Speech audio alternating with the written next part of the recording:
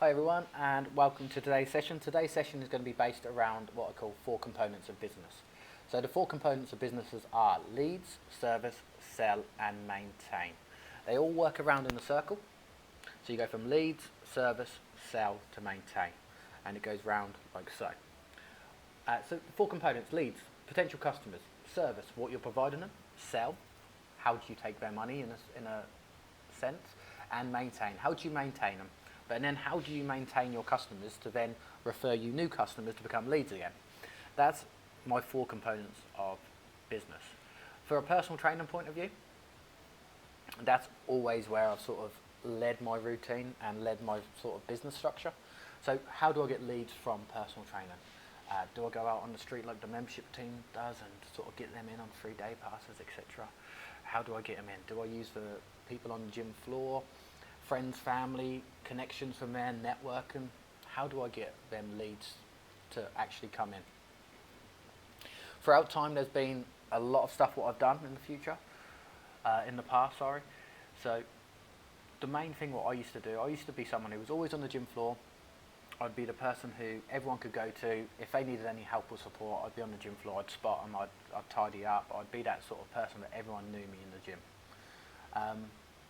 That was my sort of leads. So everyone knew me. If anyone wanted anything done, they'd come to me because they trusted me. They knew I'd done a good job, they knew I was hard working, they knew I was a nice guy. That was my main sort of leads process.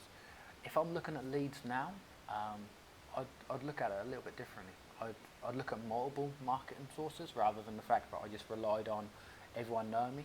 I'd probably invest into marketing. I'd invest into sort of advertising on social media, where a lot of personal trainers sort of share posts on their own pages, but they don't really do too much marketing.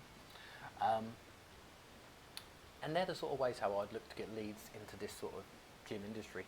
When you look at services, so what services am I going to provide?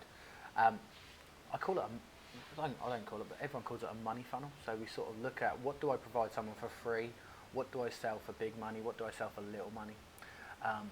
They're the little things what we'd be looking at for services wise. So we'd look at maybe providing online PT, we'd be looking at providing social media tools, we'd be looking to provide one-on-one, small group PT sessions, small classes on the gym floor as well. Them little things are the services we provide. Nutrition advice, counselling.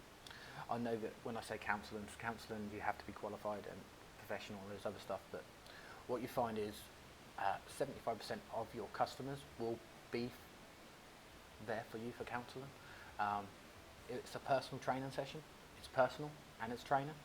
It's just getting that mixed, where a lot of personal trainers struggle to realise that people are actually here as personal, not just for training.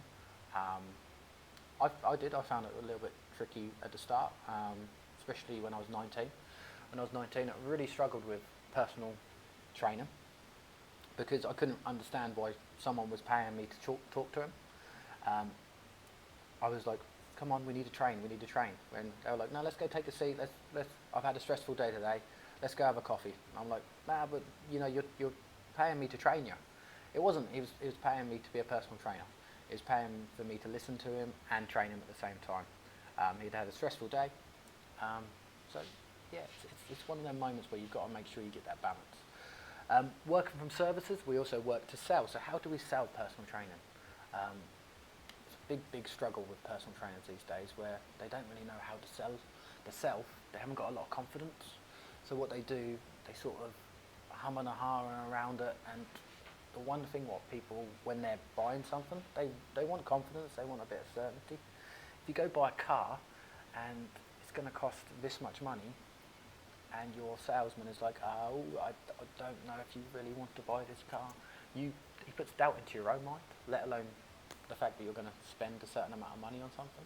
So you'd probably walk out of there and go, oh, actually, I don't really want to buy that car because the salesman didn't even give me much confidence in itself. So we need to figure out how we're going to sell, and then how do we look after our existing customers to get them to convert them back. But there's little tools and systems in place what we can work with to make sure that we help people revert customers back to us. Loyalty award, referrals, them little things. I don't see enough personal trainers doing the maintenance side of things. I'm not saying you don't provide great service to your clients. every single personal trainer, there's not one out there at this moment in time where I'd turn around and say there's a bad personal trainer out there, but I don't see enough referrals, enough rewarding going back to our existing customers that can pull more customers to us as personal trainers. So I'd really say look at the maintenance side of things. I always loved the Sky referral system. If I refer you a friend, they pay you £50 and they pay your friend £50. They've made the calculations to think that that £50 will be absorbed by how much money they're going to spend over the next 18 months because they're going to stay with us for 18 months. So do exactly the same. Sit there and think, so what can I give to my customer? He trains with me. He's trained with me once a week for the last year. How much money have I made from him? So actually, if I give him a referral bonus of £50, what am I going to get back from that in the future? But there's something what I'd really focus on as a personal trainer. But components of fitness are leads, service, sell, maintain. It works around in a circle. We've got to get all of them correct to make sure we become an effective business. If I could focus on one of them, as if you're a new personal trainer, leads.